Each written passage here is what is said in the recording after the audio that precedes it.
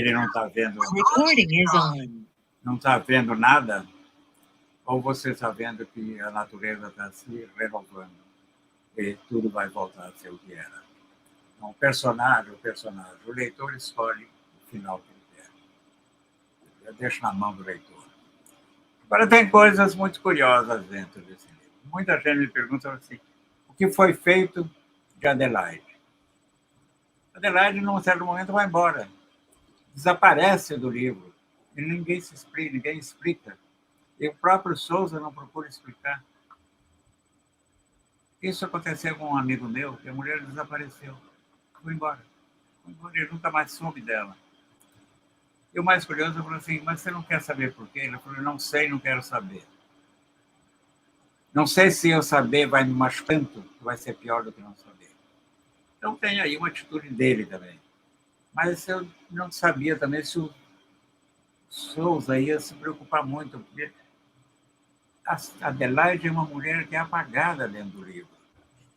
Ela, de vez em quando, toca aquele pianinho dela, aquele pianinho, aquela coisa, e você pensa que é uma mulher cinza, neutra, que não tem sonho, que não tem nada. Até o momento em que o Sousa descobre, num guarda-roupa, uma caixa, e aí leva um susto, porque nessa caixa tem os vestidos mais sensuais, mais sexys, mais provocantes, assim, roupas de bailarinas do ventre, de mulheres orientais, de decotes imensos, até a nádega, até o rego, as pernas de fora eram da Adelaide. Ela usou essa roupa em algum momento. Quer dizer que ela tinha sonhos, que ela pensava outra coisa, que ela queria se libertar de tudo isso.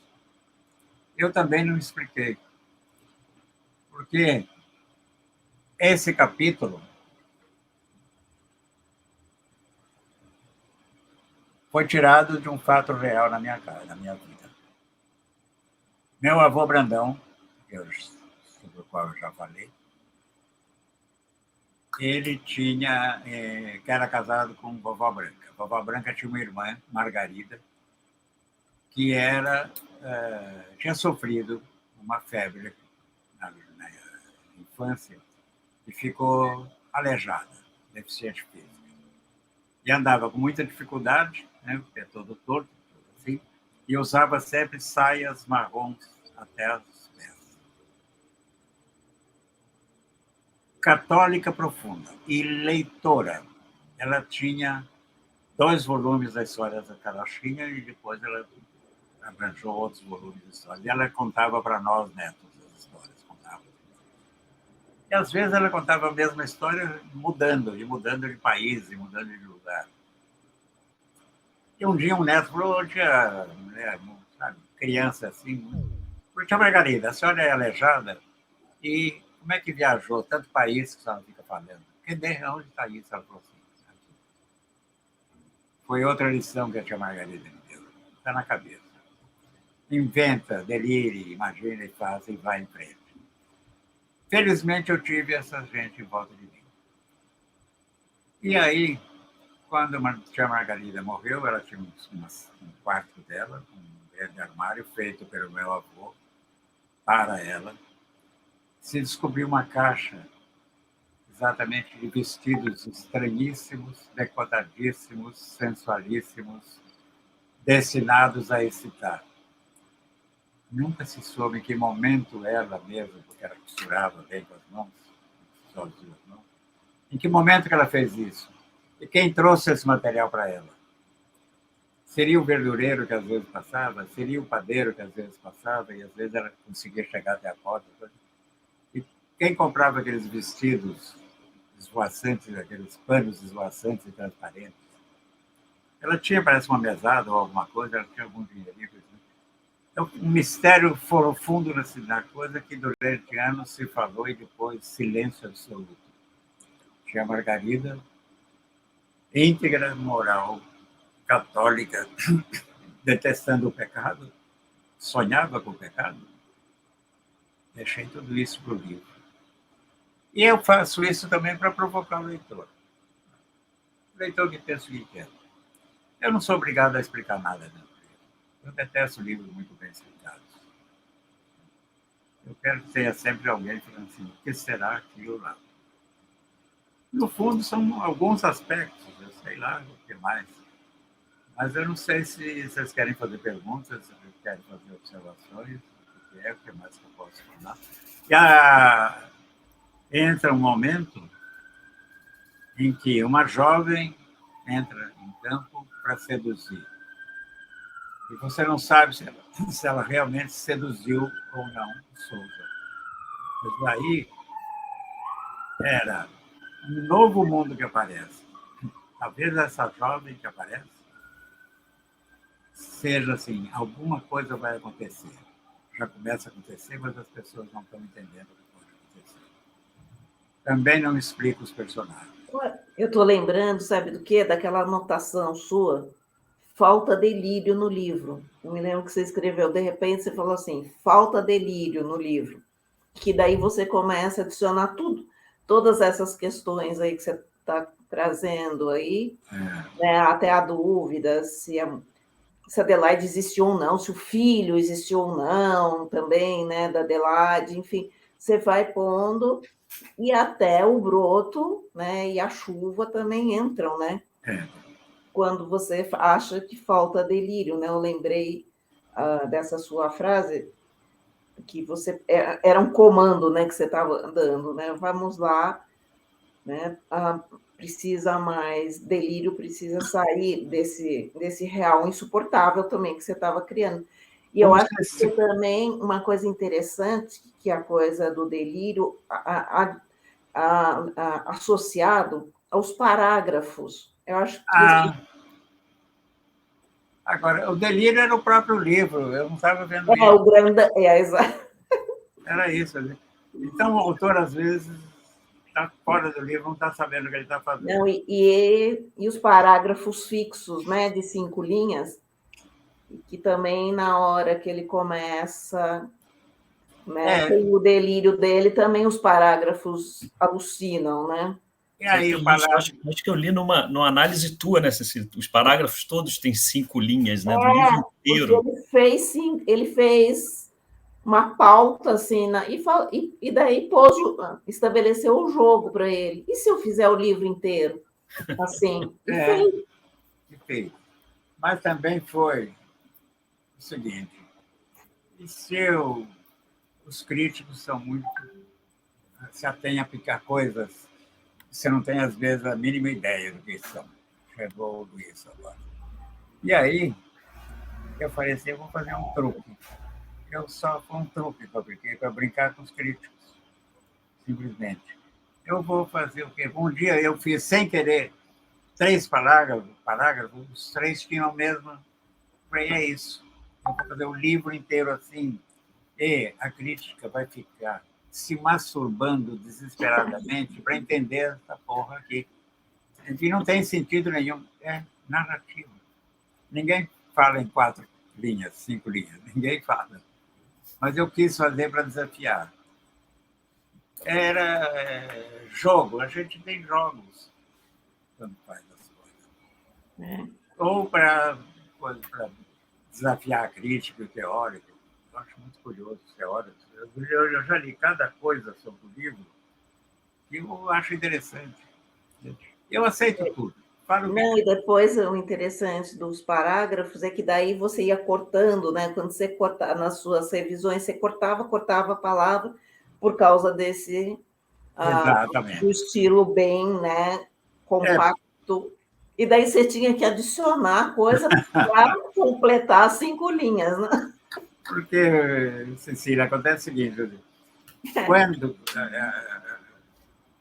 o tamanho das letras, da coisa, não é o mesmo da tipografia. Então, só depois que veio a prova do livro final é que eu pude acertar. Foi um trabalho filho de uma mãe, mas que foi bom para mim, porque acabou o livro, veio um vazio imenso, sabe, uma desolação. Eu tive que fazer esse trabalho, cortar ou aumentar exatamente isso. Põe 2 palavras a mais. aí procurar a palavra certa. Foram 380 páginas, sei lá quanto. Então... O Luiz aqui está falando no chat que você inventou o Twitter. Ah, é? 40 tinha que patentear, né? Tinha que patentear. Mas então essa coisa foi um trabalho quase maior do que o livro, fazer essa redução. Não foi maior, mas foi divertido, eu ia me divertir. E agora eu relendo, depois de muito, porque eu também, para ir dar outras disciplinas, daí eu fui reler, e que daí que eu vi mais lindo ainda a hora que ele delira, né, que o personagem delira, não tem mais as 5 linhas, né, e depois volta, né, quer dizer, delira. Sim, e vai páginas inteiras. Faz parte desse delírio quebrar o padrão, né, que é quebrar o que você padrão. Não era o normal. Posso fazer uma pergunta, comentário aqui, Inácio? Está aí para isso. Essa questão da catástrofe, né? Que você falou, e realmente isso aconteceu. Na verdade, trazer o livro para a discussão na disciplina de meio ambiente foi por conta disso mesmo, né? Porque o efeito que tem, as pessoas leem ali e veem que a gente está vivendo uma coisa absurda que está escrito numa obra de ficção, né? Ou seja, para chocar mesmo. Para ter uma ideia, na aula passada, o que eu fiz? Eu lancei o desafio para vários colegas, cada dia, cada semana vai ter uma aula tirando essa introdução que é a Cecília, né, pessoal da literatura, vai ter uma aula de especialistas em diferentes aspectos. Então vai ter, por exemplo, um professor que vai falar de democracia, vai ter um outro que vai falar de negacionismo. O Jolie está aqui, vai falar da parte de ecologia, enfim. E eu lancei esse desafio, falei, quem não leu o livro, aceita ler e trazer para a gente discutir dentro da especialidade de cada um à luz do livro. E aí foi muito interessante que eu passei para outros colegas e tem uma professora da ecologia, ela estava até na aula da semana passada, da ecologia lá da UERJ. Eu falei, e aí, Nena, você leu o livro? Ela falou, Mário, parei na 5ª página. Eu comecei a me sentir mal, ou seja, causou realmente esse impacto, ainda mais nos dias de hoje, né? Então, eu acho assim, esse era o objetivo. Mas a questão que eu queria trazer, de repente, para você colocar, né, que foi até uma coisa que eu botei lá na primeira aula na semana passada, eu falei, Não Verás descreve um país devastado ambientalmente, um clima alterado, floresta degradada, escassez de água, deserto, assolado pela miséria, pela fome, comida cheia de químicos, né, artificial, a factícia, né, extremamente desigual, a segregação social, um controle social, negacionismo, perseguição a professores, a cientistas, enfim. Eu queria ouvir de você, assim, quando a gente vê isso tudo e pensa no dia de hoje, né? Óbvio, da tua apresentação, a gente vê que você capturou, na verdade, um processo que estava em curso. Né? Essa questão, você fala muito bem, essa questão dos condomínios, né, que tem nas grandes... Era um processo que estava em curso. Mas, de qualquer forma, ele ainda não estava totalmente no dia a dia da pessoa comum, digamos assim, como é hoje. Hoje a gente está no dia a dia, até as iniciativas, né? Eu apresentei até uma linha do tempo, né? Ou seja, botei lá as conferências de meio ambiente ao longo das últimas décadas, e o Não Verás está lá em 1981, está lá no início ainda dessas discussões, né? Um pouco depois só da Convenção de 72, enfim. Eu queria ouvir aqui que a gente lê isso e vê todos esses aspectos e a gente está aí, né? Então, eu queria... Qual é o teu sentimento em relação a essa maluquice toda? Que, óbvio, não é profético, ou seja, você capturou, como você mesmo no processo de criação, isso tudo, mas capturou de forma, né, muito realista, né, o que hoje a gente está vivendo. Deixa eu te dizer uma coisa. Porque eu parti de realidade. Tudo é partir de realidade, partir de notícias. Ainda ontem eu assinei vários não verás, a linha Ribeirão Preto, e um cara jovem chegou e falou assim: pô, você tinha uma máquina do tempo? Eu falei: não, eu tinha imaginação. Aí eu pus na dedicatória dela: inventei tudo e a realidade me copiou. Então, será que a realidade copia a literatura ou a gente antevê? Eu não antevi coisa nenhuma. Eu fui numa desesperada invenção atrás da outra. E me divertindo com as invenções. E me divertindo com esse surreal. Alguém lá atrás, quando o livro saiu, falou: isso é surreal. Não é mais surreal, agora é real. Então, eu acho que não cabe a mim discutir assim o que é isso hoje. O curioso é que hoje está tudo aí. Está tudo aí. Eu me lembro, por exemplo, quando eu queria criar, eu lembrava do passarinho, do professor, do político, ministro da Educação, passarinho, Jarbas Passarinho, que era um militar e nunca usou senão um terno. Você nunca viu passarinho de farda? E aí eu ficava pensando, e aí veio o quê? O civiltar. O passarinho era um militar civil. Ele nunca assumiu o militarismo, ele era civil o tempo inteiro. E aí veio a criação do militar, civiltar. Eram coisas intuitivas. Aí por que eu sou um predestinado? Não, porque eu me jogo, quando eu me jogo para fazer tudo. Eu acho que o criador é isso, é o que se entrega.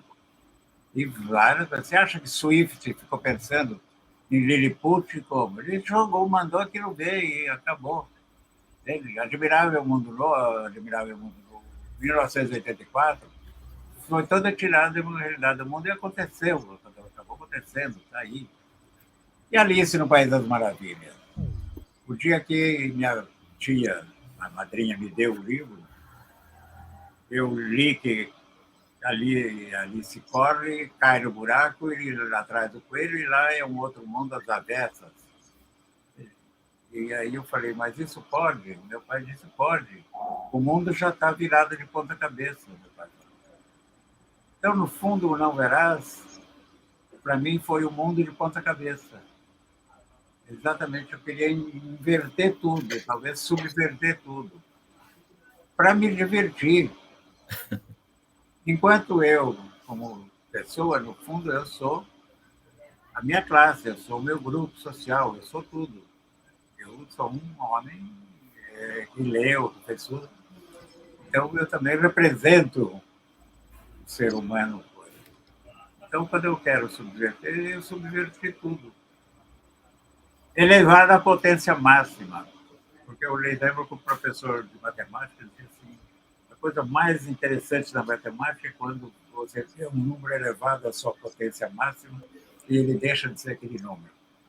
Então, no fundo, eu quis elevar. A realidade é uma potência máxima. Eu não queria ser original, eu queria provocar. Eu queria provocar para ver assim, como é que as pessoas vão ver isso. E eu estava na corda bamba, porque eu disse assim: eu estou desafiando e eu posso me arrebentar. Esse livro pode me destruir. Ou, não sei, eu nunca imaginei que pudesse ser o que foi. Se eu pudesse, eu teria ficado mais feliz há muito tempo atrás. Me agoniei por muito tempo. Agora, fiquei contente? Fiquei muito contente. Infelizmente, fiquei contente. Eu vivi no futuro. Será que eu vivi no futuro? Eu queria falar também, por exemplo, você lembra de Delfim Neto? Delfim Neto era um civil completamente militar. Serviu o governo militar o tempo inteiro. E era um tecnocrata. Daí o militécnico. Então, também, de onde que veio essa história de palavras? Eu gostava de inventar. Veio de Guimarães Rosa. Que inveja que eu tinha de Guimarães Rosa. Profunda, com as palavras todas que ele vinha, falando que filha da mãe de cara, olha. Coisa. E eu passei meses, olhando esse livro aqui. Esse aqui é o dicionário analógico do Fernandes. Um clássico, coisa. São 1000 páginas, com cada palavra e milhares de analogias dessas palavras. Quando eu li Guimarães Rosa, Grande Sertão, estava lá, nonada. E lembro de que se discutiu nonada por meses, por meses. Aí a primeira palavra assim, já provocou sei lá. E aí eu falei, será que eu consigo uma palavra que consiga também provocar isso? Eu fiz inveja. E aí que eu cheguei no befítico. Primeira palavra enovelada, befítico. Feio, fedido, estudido, horroroso e tal. Nunca ninguém prestou atenção. Nunca vi nenhuma crítica ao que citar o befítico. Então eu fiquei um pouco decepcionado, mas já befítico define o livro. Já define a realidade que está sendo vivida, já define o regime, já define as pessoas. As pessoas são befíticas. Agora, tem livros que fogem do autor. Esse foi um livro assim, que me parece que fugiu um pouco de mim. Eu imagino, você estava falando, eu já pensei muitas vezes como eu escrevi, como é que eu era, eu não consigo me reproduzir. Eu lembro da minha solidão, né, separado, e sem ninguém para frente, com 2 filhos. E estava até meio ameaçado de ser demitido na Editora 3. Então, eu juntei tudo. No fundo, tem muito de mim dentro do livro. Eu fico muito, agora, falando, eu fico pensando. Chegou um momento que eu quis parar. Teve um momento no livro realmente que eu quis parar. Parar e falar, pô, vale a pena isso aqui? Eu gosto de histórias alegres. Eu gostava do Bebel, que era um livro gostoso, a tentativa de uma mulher que ia ser famosa, do mundo da televisão, isso, aquilo. Mas será? Esse livro é para baixo. Mas e continuei.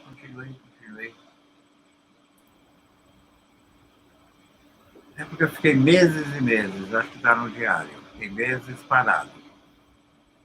Parado porque eu não conseguia sair de uma enrascada, não lembro que altura que era. Eu acho que é interessante de contextualizar a coisa do absurdo, que, do Cadeiras Proibidas, né? Eu acho que também para as pessoas terem... Eu amo Cadeiras Proibidas. Eu também. As Cadeiras Proibidas eram muito a ditadura e a censura. Mas já naquele exagero, né? Quer dizer... Aquele exagero total. Talvez a própria ditadura tenha tentado me levado a tentar fazer um livro que não tivesse maneira de ser provado que era subversivo. É, claro. O Zero foi um livro que foi proibido. Já era um livro assim diferente. Era todo picado, todo fragmentado. Mas esse eu quis uma narrativa. Mas Cadeiras Proibidas eram metáforas sobre a nossa vida. Quer dizer, não tem um ponto lá que não tenha sido escrito e depois reescrito para o censor não entender. É verdade. Porque a gente era proibido. E se era proibido, você ficava perseguido. Tinha problema com a editora. Você poderia até ser preso. Acabou não tendo nenhum autor preso. Então, teve um. E era o... Não lembro. Teve um autor preso que foi também liberado, mas você vivia com aquela corda na cabeça, ser puxada e te jogar à noite. E, no fundo, eu também quis, acho que, denunciar. Acho que a ditadura leva a isso. E que o homem, né, ali no furo da mão, vem, né, dessa rede, dessa exacerbação ali do absurdo, né? dessa hipérbole da realidade, né? Aí, né? Professor Carlos Joly está aí, ele está querendo... Pode falar, Carlos. Boa tarde. Boa tarde, Mário. Boa tarde, Inácio. Oi. Eu queria justamente lhe perguntar como, com essa nuvem, com essa mão pesada por trás, que se vivia no período de 81, sempre preocupado com a censura e com os militares, o senhor conseguia manter um processo produtivo de sentar por horas e escrever e produzir o Não Verás País, porque era um peso muito grande no que pairava sobre todos nós naquela época. Porque a única maneira de fugir daquela realidade era escrever. Até hoje, a maneira de fugir da minha realidade é escrever, não tem outra. E eu era escritor compulsivo. Aí, compulsivo. E, no fundo, era também uma espécie de vingança. Mostrando tudo isso, eu me liberto disso, tudo que está dentro. E mostro o que as pessoas estão vivendo, que talvez elas não entendam. É um pouco assim. A gente é pretensioso, né? É pretensioso. A gente se acha o máximo. Acha o máximo quando está fazendo. Mas, ao mesmo tempo, dava um prazer tão grande escrever. Eu escrevia, às vezes, 10 horas por dia. Tinha dia que eu não escrevia nada. Tinha dia que não saía nada. Mas, até hoje, eu tenho que escrever. Muito louco. Tenho que escrever. Meu último livro, que está nesse momento, acabou de entrar na livraria, Deus, o que você quer de nós, mostra esse momento do Brasil. Só que é um momento do Brasil que o personagem é vivido por um casal dentro de casa, na pandemia, fechados, e que a mulher é uma pessoa muito interessante e ela, nos primeiros dias do lockdown, ela diz, a gente vai ter que viver aqui dentro. Então, nós vamos ter que ver como é que nós vamos viver. Para isso não virar um inferno. E lembrei até, nesse momento, quando eu fiz isso, do Sartre, Entre Quatro Paredes, sabe? Wicklow, aquela peça dele. E aí, por exemplo, um dia, a primeira cena que eu escrevi, a Neluce, que é o personagem, passa pela sala e vê uma sandália jogada no chão, uma meia, um tênis, sapatênis, com meia e uma meia jogada assim. Aí ela chama o Evaristo, o marido, e fala assim, o que é isso? É seu, não é? É. Você vai deixar aí no chão? Não tem lugar de guardar? Qual é o problema, Neluce? Só tem nós dois em casa. Ela disse assim, e eu não estou em casa? Amanhã você deixa a cueca. Eu depois da manhã deixo a calcinha. Depois eu deixo o sutiã.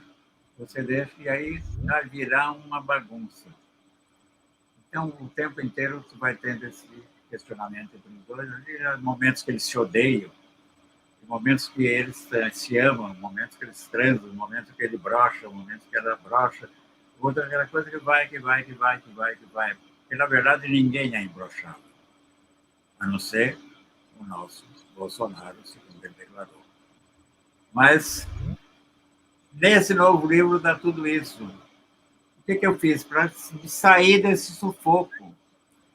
O personagem, a mulher morre e ele olha o relógio um dia e o ponteiro está voltando atrás. E o tempo vai voltando, e à medida que o governo vai adotando essas medidas todas contra a ciência, contra a universidade, contra a diversidade, contra isso, contra os gêneros, a gente recua na história. E o fim do livro são os personagens da pré-história, tentando pegar um último vagão que vai sair para ir rumo ao futuro. E aí você vê que eles estão lá, mas tem uma saída. esse vagão não tem energia, mas é empurrado pelas mulheres todas que estão ali. Que tem força para empurrar esse vagão junto ao futuro. Mas passa um bicho esquisito, peludo, com um tacape na frente, quase aí, e todo mundo reconhece o quê? O desatinado, o destemperado, que é o presidente que nos governa, que não tem o nome dito aí, é apenas o destemperado. Enfim, e volta o futuro, aí o cara diz, vai demorar muito, uns 4 bilhões de anos só. É a última frase. Já estraguei tudo para vocês. Já está na livraria. O Luiz fez um sinal que queria entrar? Não sei, eu tô até rindo aqui, tô rindo, acho, de nervoso, né? Não fica, que vai piorar. Agora, Inácio, uma coisa assim que eu não sei se a Cecília vai falar isso, né? Se a gente está dando spoiler na aula da Cecília também, né, Cecília? Não, pode falar. Agora, o que eu achei, assim, tem essa coisa aí dos processos que você vai captando, mas a gente vê um monte, né? Óbvio, não é minha área, eu não sou da área de literatura, assim, mas interfaces interessantes com outros. Você falou aí, né, com Metamorfose, 1984, né? Eu colocaria até Fahrenheit 451 também, né? A gente umas coisas bem interessantes. E você falou da plantinha, né, que vai nascendo ali naquele solo calcinado, né? O que a gente interpreta aquilo, um leitor comum, é um sinal de esperança, né? Ou seja, que alguma coisa. E é interessante, porque quando eu li aquilo ali, eu peguei e fui ler. Eu li o livro agora pela segunda vez, né? Por conta da disciplina. E aí eu peguei Fahrenheit e fui ler também. Falei, deixa eu ler de novo Fahrenheit e tal. Que tem também essa mensagem de esperança, que é aquele absurdo total, e tem também essa mensagem de esperança no final, né? Aí eu queria que, de repente, você falasse alguma coisa sobre... Ou seja, é uma coisa... Eu até comentei na aula passada, né? Algumas pessoas ainda não tinham lido, eu falei, não, mas no final tem uma mensagenzinha de esperança ali. As pessoas, menos mal, então, não vou sofrer tanto para ler o livro, né? Aí eu queria ouvir de você um comentário sobre isso, sobre essa coisa, né? Do absurdo o tempo todo, mas sobre a esperança, né? Isso é uma questão. Outra questão, porque é uma coisa que me chamou muito a atenção, chamou atenção não, né? Eu acho assim, cada um lê e interpreta da sua forma, né? É tocado de formas diferentes. Eu acho que o objetivo de colocar ele nessa discussão do meio ambiente era exatamente isso. E quando você falou, e você, na tua fala agora, você cita essa passagem, né? Que é a passagem dos cheiros, né? Os cheiros que se perderam, né? O cheiro da mata, cheiro da chuva e tal. A gente vê que são as diferentes formas, né, de impactos, né, que a degradação ambiental causa, né? Ou seja, ela nos afeta de diferentes formas, né? Até mesmo de uma forma sensorial, né? Ou seja, enfim. Eu queria ver o que você acha disso, a questão da esperança aí, né, nesse momento aí que a gente está passando, que o livro mostra também. Olha, vou dizer uma coisa. Quem dá esperança é livro de autoajuda. Eu dou chance, eu não quero impor a minha visão. Eu dei chance, por isso eu reescrevi 38 vezes. Eu dou chance ao leitor para que ele imagine o que ele quiser. Ou o Souza está louco e não está vendo nada e continua tudo como está, ou realmente a natureza está se recompondo. E ele está sentindo um cheiro de chuva. Se você é otimista, vamos dizer, você diz que há uma... Mas não sou eu que o mundo... Eu não mudo a natureza do homem nem a natureza da natureza. Eu coloquei uma coisa que pode ser dupla. E coloquei de propósito. E o leitor que escolha o seu caminho. Eu convivi muitos anos com um grande amigo, Meyer Class, Kurt Meyer Class. Foi o decano dos tradutores do português para o alemão. Foi a primeira tradução do Guimarães Rosa, foi a dele, e agora o Guimarães está sendo retraduzido por um outro grande professor. Mas o Maier Claso falava assim, você sabe o que é um pessimista? Eu falei, não, é um otimista com experiência. Eu sou um otimista com experiência, por isso que eu sou pessimista. Eu acredito que a natureza vai se recompor. E eu acredito no homem, acima de tudo, porque eu não acredito no homem suicida. Ainda que o homem pratique atos suicidas todos os dias. As guerras, as coisas todas que acontecem. E eu esqueci um momento do livro que veja a atualidade do livro. O capitão, sobrinho do Souza, o personagem, o que ele é? Está lá, um miliciano. Está escrito essa mesma palavra, miliciano. É um capitão de milícia. Eu mal imaginava que as milícias existiriam. Então, aí vamos falar uma coisa louca, vamos ver, será que veio uma luz e me iluminou e eu criei o miliciano? São mistérios da natureza. Os ensaístas e os teóricos é que devem se cuidar. Se eu ficar preocupado com isso, eu não escrevo. Se eu tiver que explicar cada coisa que eu escrevo, eu não consigo. Eu escrevo. E, por sorte, ele anota tudo. Então, eu tive acesso a essa rede super complexa, quando... Porque é tudo isso. Eu ponho tudo isso que eu tenho. Minhas crônicas, no fundo, no estado de São Paulo, sou eu olhando pela janela o tempo inteiro. Só que aí chega um momento que isso é um livro compacto e violento. Às vezes eu tenho... As crônicas são Instagrams, momentos literários. Mas as crônicas são breves, são rápidas e desaparecem. Eu tenho... De tempos em tempos, eu tenho necessidade de fazer uma coisa de fôlego, uma coisa que você pegue na mão e te mexa com coisa. Agora, por exemplo, nesse momento, eu fico numa grande ânsia, que vai ser desse novo livro. Isso nós todos temos de tempo em tempo. Mas que gostoso ter essa ânsia. Que gostoso ter essa ânsia. Tirou de dentro e vai e bate algumas pessoas.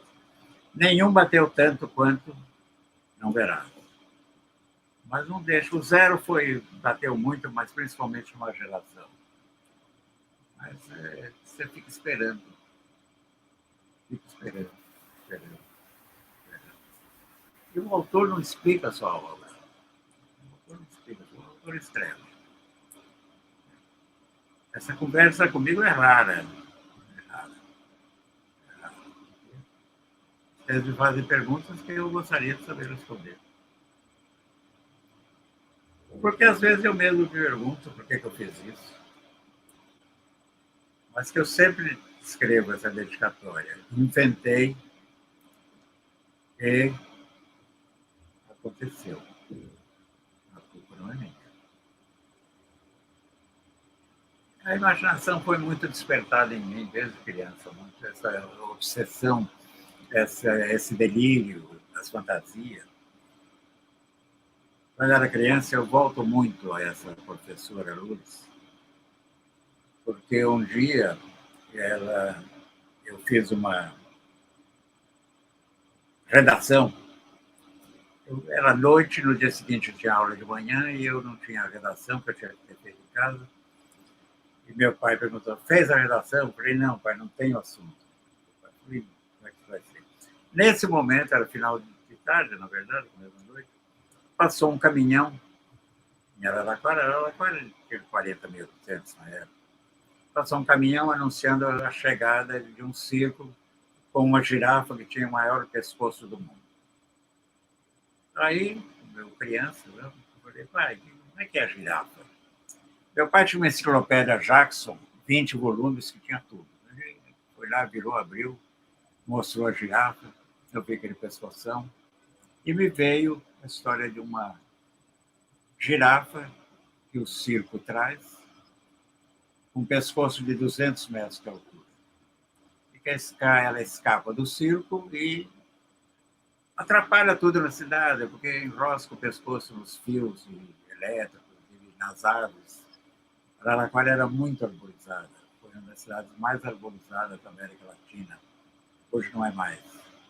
Isso também é uma coisa que eu criei com isso na cabeça. A arborização da cidade que ela perdeu. E aí, a Lourdes leu, e a Lourdes, quando gostava de uma redação e dava nota 100, ela lia para a classe. A melhor que eu achei foi essa. E o menino, lá, depois que ela leu, levantou e falou: eu fiz uma redação muito bonita, aliás, se chamava composição. Minha mãe é uma lavadeira, lava a roupa para fora para a gente viver. A gente vive aqui, era quase a periferia. Minha rua era a última rua calçada, depois já vinha.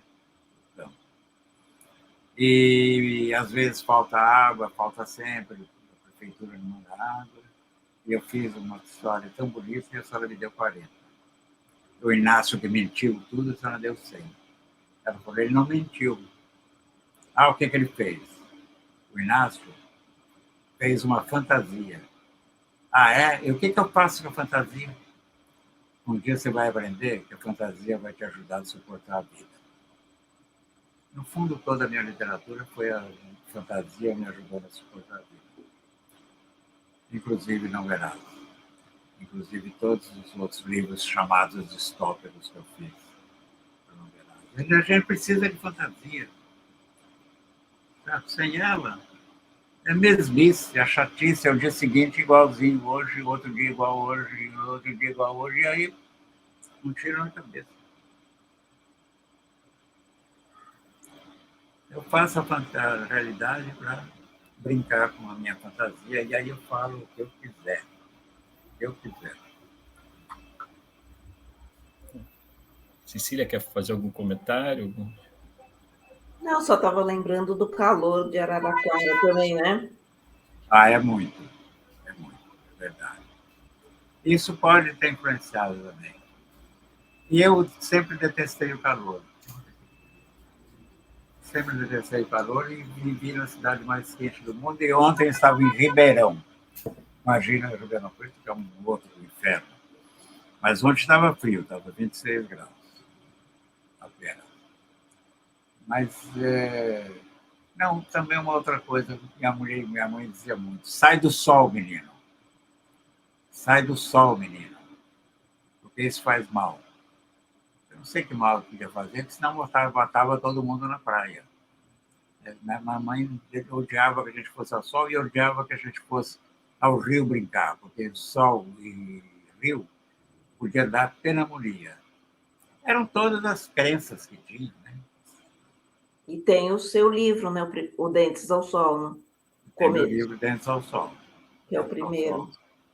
Que é o que eu mais gosto. É. Eu adoro esse livro. Vai ser filmado agora.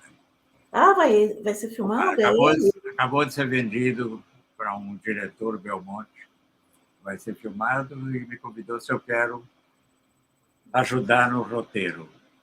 E aí, aos 86 anos, com o olho fechado, eu volto ao primeiro sonho da minha vida, ser roteirista de cinema.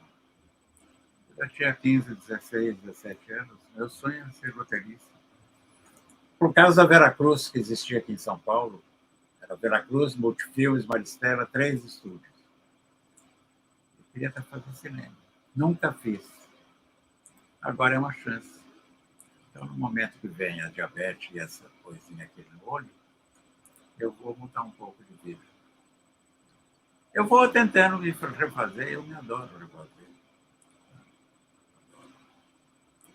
Já que eu não morri, eu tenho que ter um projeto, né? Tem que ter um projeto.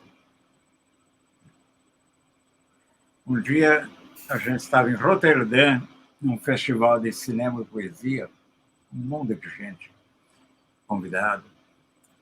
E estava eu, o Nelson Pereira dos Santos,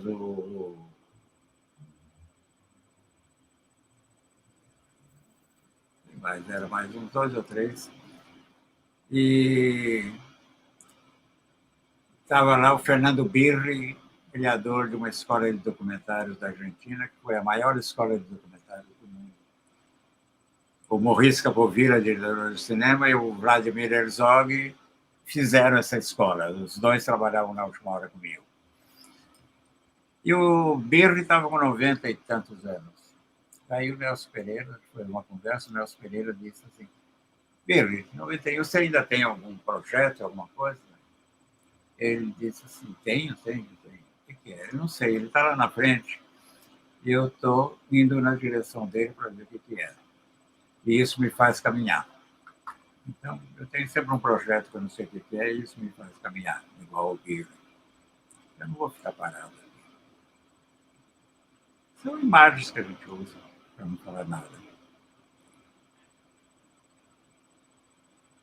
Mas, às vezes, também me perguntam: você acha que você vai escrever um livro melhor do que coisa? Se eu ficar pensando nisso, eu fico louco. E aí é que eu não escrevo nada. Eu continuo escrevendo. Você não escreve grandes livros o tempo inteiro, você escreve livros. Uns bons, uns outros menores. Já tive livro que fracassou. O Ganhador, um livro meu que fracassou, não aconteceu nada. Não deu, nada. Mas aí é um livro que eu gosto. É um sujeito que é especializado em ganhar festivais de música no interior do Brasil. Ele só vai naqueles pequenos festivais, ele sempre leva a mesma música e ele ganha. Cara, a música é boa.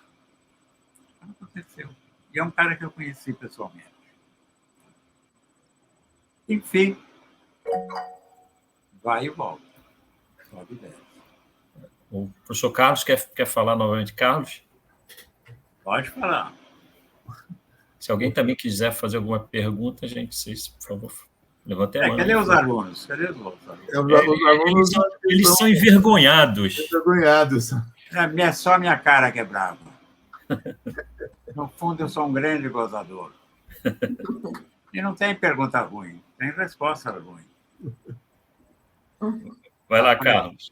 Eu estava querendo saber, do Inácio, o quanto ele acha que o dessa terra nada vai sobrar, também projeta um futuro que a gente vai vivenciar como não verás país nenhum. A questão das tornozeleiras e todo mundo ser monitorado o tempo inteiro, câmaras, e enfim. Carlos, monitorados já estamos todos. Já estamos todos. As câmeras são todas aí. Agora, pensa no seguinte: aquele número imenso de partidos políticos. O que é o Centrão? Não precisa muito partido político, basta ter o Centrão. Você tem ali 1 milhão de corruptos totais, como eram aqueles deputados do meu livro. Você sabe como é que nasceu o Dessa Terra? No dia que eu vi as fotos da farra dos guardanapos do Sérgio Cabral. Sabe, aquilo me deu uma coisa assim esquisita. Eu falei, mas é possível isso? É possível. O que é isso? E aí que começou a nascer o Dessa Terra vai sobrar. E eu não conseguia esquecer de uma coisa que me impressionou muito durante todo o tempo de Odebrecht, daquele Lava Jato e de todos os episódios, que era a repetição sem fim de eu sou inocente. Isso é imaginação depois, isso é fantasia. Eu sou inocente. Nunca teve tanto inocente no Brasil. Nunca. Tanto inocente. E daí que eu criei aquela montanha, que as palavras eu sou inocente, milhões, bilhões de coisas formaram uma montanha que a estrada passava por dentro dela. E aí eu lembrei do quê? Lembrei do tempo que eu vivi em Berlim, e que em Berlim tinha uma montanha que se chama Teufelsberg, Montanha do Diabo. Num bairro de Berlim, hoje já não é mais distante, está bem próximo, tem uma montanha que é a Montanha do Diabo. O que é a Montanha do Diabo? Quando terminou a guerra, Berlim estava destruída. E não tinha homens. Os homens tinham sido mortos, os homens eram velhos, não dava. E tinha que limpar, pegar os entulhos. E as mulheres é que fizeram esse grande trabalho, carrinho de mão, milhares de mulheres carregando aquilo para um determinado lugar, e iam jogando e voltavam. Vocês imaginam o que era carrinho de mão andando quilômetros, voltar, ir, voltar. E aquela coisa foi subindo, subindo, subindo, subindo, até chegar uma montanha. Hoje é uma montanha. E depois criou vegetação em cima. Hoje tem um parque em cima, as pessoas vão lá, fazem turismo, descem de skyboard, aquelas coisas todas. E em cima do quê? Do que o nazismo produziu, da destruição. Entende? De tudo aquilo. Então, esses inocentes, essa destruição que teve de todo um sistema brasileiro, de governo e de tudo mais, ficou na minha cabeça e eu construí essa montanha cuidando do pai. Era só olhar em volta. Ou você é tocado por isso, ou você não é tocado por isso. Eu sou tocado por isso. Cada coisa eu brinco de trabalhar nela. A Nária apareceu ali. Adélia. Ela vai fazer pergunta? Não sei. Alguém quer fazer algum comentário? Pode meter o pau também. Gilberto. Oi, professor. Boa noite. Já é quase boa noite agora, 6 horas. Tudo bom? Prazer estar aqui acompanhando essa aula maravilhosa, esse conto, esse desenlace aí de todas essas ações que geraram esse livro que foi... eu até escrevi no chat antes, assim, doeu ler, porque a gente acaba reconhecendo e vendo tanta coisa ali que pode acontecer. Então, o que já não está acontecendo pode acontecer numa decisão qualquer ali e as coisas vão se tornar daquele modo. Eu quero fazer uma pergunta, mas eu quero só fazer um comentário que quando eu sou das ciências sociais, eu sou do programa do doutorado, do meio ambiente, e no trabalho antropológico, quando a gente faz como antropólogo, quando a gente faz uma pesquisa etnográfica, que é conviver com o povo, com as pessoas, com a população que vai fazer parte do estudo, existe toda uma teoria, um método, um cuidado, uma forma que inclui o diário de campo, que inclui o caminhar, o perceber o que está acontecendo, e eu achei tão belo, assim, enfim, o processo de... não é algo científico que brotou na sua percepção, sabe, Inácio? Então, assim, brotou em você a sensibilidade de perceber que tudo que estava ali e conseguiu dar um formato que hoje nós vemos fazia sentido, só que ninguém teve a sensibilidade, ou pouquíssimos têm essa sensibilidade de juntar esses pontos e construir uma realidade que, na sua intenção, eu não vou dizer, eu vou usar o termo brincadeira, mas não é nesse sentido. No seu jogo de construir uma realidade e exagerar, você chegou em 2022, sabe? Então, assim, dizer que essa sensibilidade foi fantástica, adorei ler o livro, conhecer sua obra, enfim, vi outras entrevistas também suas, e fantástico. E só o que eu quero jogar, assim, como questão, para você até discorrer um pouco, o papel da tecnologia, né, enquanto possibilidade de nos salvar ou ponte para um abismo, né? Como você vê tudo isso, essas expectativas que as pessoas criam em relação ao que a tecnologia pode nos trazer. Obrigado, viu? Adorei tua fala, viu? Eu fiquei muito contente. Olha, eu não tenho nada contra a tecnologia. Eu acho que tem muito medo da tecnologia, as pessoas têm muito medo, as pessoas também veio o mal, mas a tecnologia é uma coisa que veio aí para ajudar a nossa vida, para favorecer a nossa vida. Às vezes ela vai para um lado, às vezes ela vai para o outro. De repente, por exemplo, o celular hoje. Eu ainda quero escrever um livro, ou um ponto, em que as pessoas não falam mais. Elas perdem, inclusive, a capacidade de falar. Porque vivem todos ali, assim. Vai ter que ter, o dedo vai diminuindo, dizendo teclado, e mensagens. Eu venho adotando coisas sobre isso há anos já. Desde que eu fico muito impressionado em restaurantes, por exemplo, casais sentam, põem o telefone do lado e ficam no telefone sem olhar um para o outro. Já vi isso centenas de vezes. Não foi dezenas, centenas. Faz telefone, aí mostra uma foto um para o outro, mostra uma foto. Vem o garçom, deixa o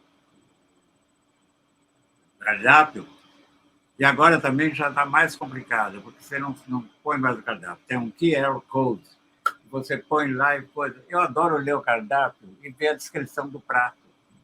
Então, para mim, a vida vai ficar muito difícil. Mas eu sou muito antigo, eu acho, porque eu lendo a descrição do prato, eu já imagino o prato. Agora, o QR Code, aí vem. Bom, as pessoas não se comunicam a não ser através de mensagens. Eu vejo muitas vezes pessoas, a minha própria mulher, uma arquiteta, ela manda mensagem para as pessoas, eu falei, liga. Mas e se a pessoa não puder atender? E se eu estiver perturbando? Perturba, fala. Alô, você pode falar? Não, mas não deve, ninguém mais quer incomodar. O quê? Nós vamos perder a capacidade de fala. Eu tenho medo disso. E eu tenho isso na cabeça e eu ainda um dia faço um ponto, uma pequena novela. Porque se a tecnologia bem usada, eu acabei de passar 8 dias mais e fiz exames nos aparelhos mais incríveis. De repente eu descobri o que eu tinha, que no fim era uma diabetes, porque eu entrei numa tomografia com contraste, mas eu tinha meu rim meio danificado. Anos de beber margaritas e Cuba Libre, essas coisas todas, e caipiroscas, porque nós somos todos humanos, afinal de contas. E aí, meu rim estava ligeiramente danificado, mas tive que passar 2 dias só recebendo. Na verdade, ninguém me aplicou nada, soro, aí vinha. E aí fiz a tal tomografia com contraste e também não tinha nada. Se não tivesse esses aparelhos, seria muito mais complicado. Então, isso é a tecnologia a serviço dele, a serviço da gente, a serviço da vida. Finalmente veio a resposta de que era uma diabetes, que eu odiei a diabetes, porque não vou mais poder beber, porque não vou mais poder comer macarrão, não vou poder fazer. Mas eu, no fim, daqui a uns tempos, vou comer tudo. Quando chegar lá pelos 98, eu vou comer tudo. E também já presto, porque eu não quero chegar no 100. Isso aí é um horror. Mas, enfim, isso tudo é outro livro. Mas eu não tenho, eu acho que tem um pouco assim, as pessoas têm distopias que anunciam a tecnologia como algo que vai trazer malefícios para a humanidade. Se não tivesse, a gente acho que teria mais doenças, teria menos longevidade e tudo mais. Isso é uma coisa boa da tecnologia. Mas posso mudar de opinião amanhã. De qualquer forma, esse ponto noveleta da total não comunicação oral, você dispensar a fala, eu acho que é uma coisa curiosa de fazer. Mas precisa amadurecer na cabeça. E ainda tem a maldita luzinha azul do WhatsApp, né? Que é o cara vê que você leu e não respondeu. Como que você não respondeu? Meu Deus do Essa é céu. uma coisa. Já no antigo e-mail, o e-mail é tão antigo quanto o telegrama, né? Aí no e-mail, o cara, quando eu estou escrevendo, eu não abro e-mail senão depois das 2 da tarde. Eu escrevo em geral quando eu estou fazendo um trabalho de 5 às 11 sem parar. Bom, aí eu abro, tem um mesmo e-mail 6, 7 vezes. Acabei de te mandar, você não respondeu. Acabei de te mandar, você não respondeu. Às 9 horas você não respondeu, às 10 horas você não respondeu, às 10 mais às 15 vezes. E aí, o que tem de tão urgente que não posso esperar? As pessoas ficaram loucas. Loucas. Não pode mais esperar. É Exatamente. 10 esse é minutos, é legal. 1 hora, é meia hora. Antigamente, você mandava uma carta, você tinha que escrever a carta, tinha que pôr no correio e levava dias para chegar na pessoa e voltar em você. E aí você esperava tudo. Eu me lembro uma viagem que eu fiz, que eu cheguei, eu voltei da viagem, recebi um cartão postal que eu tinha mandado para minha família, né? Eu cheguei antes do cartão postal. Porque o avião veio rápido. É. Agora, às vezes, o avião nem está saindo. Mas, então, outro dia, aliás, estava em Ribeirão, agora, anteontem, e fui também